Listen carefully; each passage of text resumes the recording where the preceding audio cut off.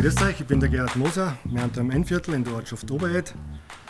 Und ich werde euch jetzt sagen, wie die Beweidung ausschaut bei mir und wie man die Weideunkräuter kennt und wie man kennt, dass die Weide in einem guten Zustand ist. Und eigentlich werde ich euch auch sagen, dass das für Kühe und für die Natur alles gut ist.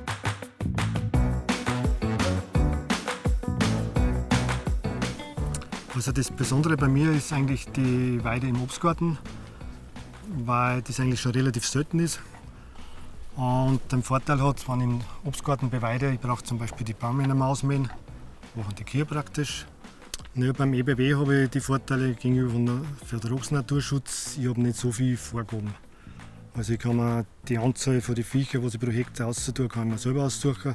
Ich muss halt dann auf die Weide schauen, dass es nicht überweidet ist.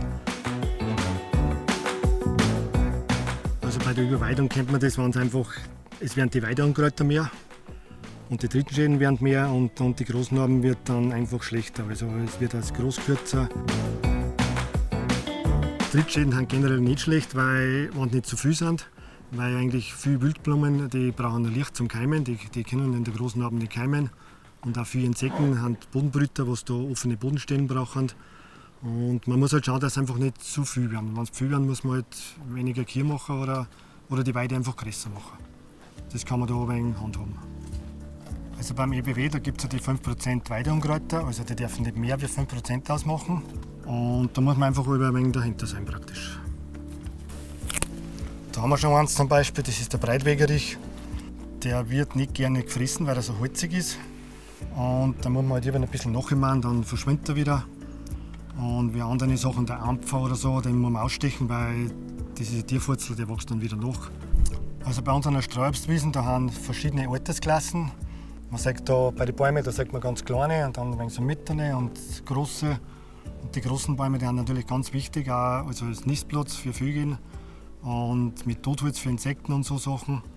Und die jungen Bäume, die muss man natürlich nachpflanzen, weil irgendwann ist ein alter Baum wieder mal weg, wenn der Wind umreißt oder der Schnee umdrückt. Und das muss man einfach nachpflanzen, dass es nicht weniger wird praktisch.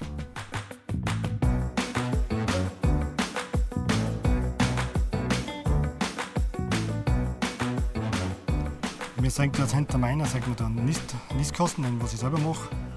Und mit dem Lochdurchmesser kann ich dann ein wenig steuern, was reingeht. Also 28 mm an Blaumeisen, Weidenmeisen, 32 an Kohlmeisen oder 30, dann gehen schon Stare rein.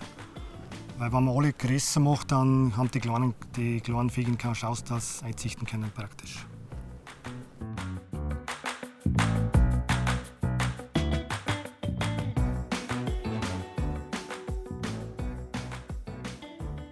Also der Vorteil beim EBW ist natürlich, dass ich da meine Freiheit habe, mit der Besatzdichte von den Kühen zum Beispiel. Und die Freiheit, die nehmen wir durch das aus, ich schaue die Flächen an.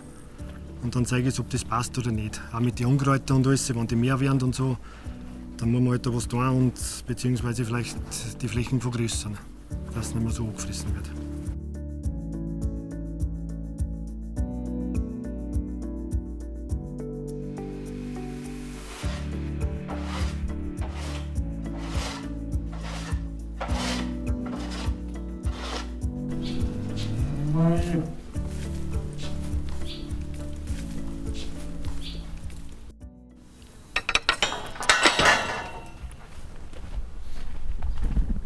Ich habe euch jetzt einen Teil von meinem Betrieb gezeigt, insbesondere die Beweidung von der Streuobstwiese. Ich mache das persönlich über EBW, weil ich da mehr Freiheiten habe. Das ist gut für die Natur und die Biodiversität. Und ich hoffe, es hat euch gefallen.